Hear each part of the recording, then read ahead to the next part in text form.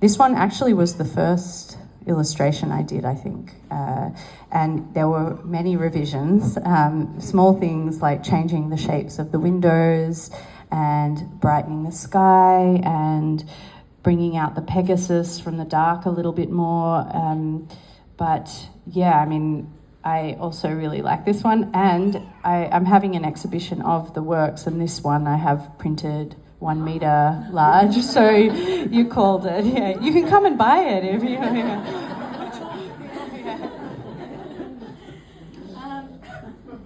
So, Arnold, this is your first children's book, is that right?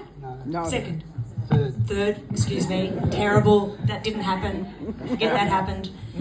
But most of your books, most of your work has gone into adult writing.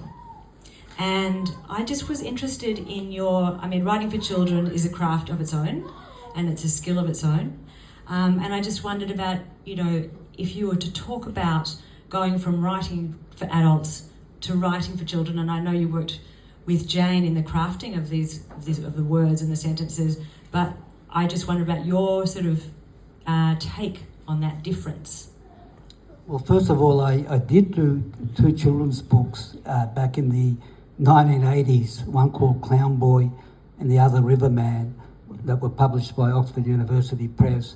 And I learned a lot from that process. But with a children's book, and Jane and I worked so hard on this, it went through many drafts. I mean, every word counts, and also the rhythm counts so much, and also the narrative arc.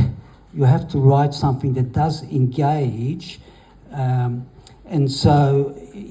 also it took a long time to find the right story. It was a miracle. In the end, we knew, and it's the very last page.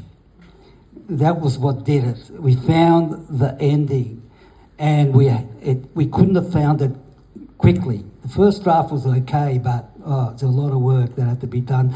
There's one other thing I do want to say about going back to the issue of brokenness. There's something else that happens here in that respect, and once again I realised afterwards, and that is, years ago I used to, and it's connected to your question now, years ago I used to do a lot of events at schools. I used to go and run workshops.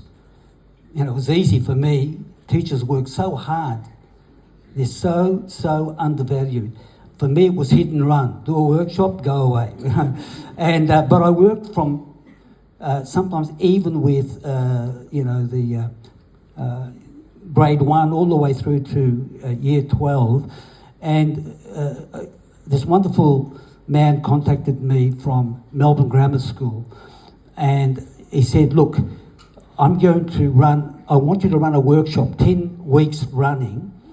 Once a week, we'll meet the kids, a group of kids, about 25 of them, who were outsiders. They were the bullied kids in that elite school.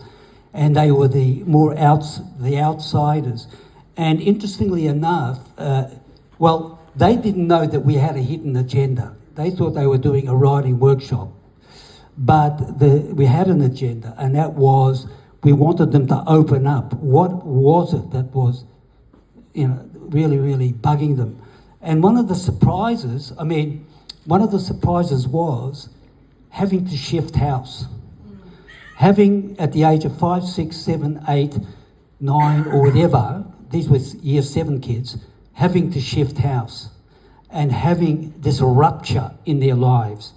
There were parents' divorces, of course, and illnesses and other things, but this came up again and again, that when you shifted house, you lost your networks, you lost your friends, you had to start all over again. And this is something else, I think, that has come through. Absolutely.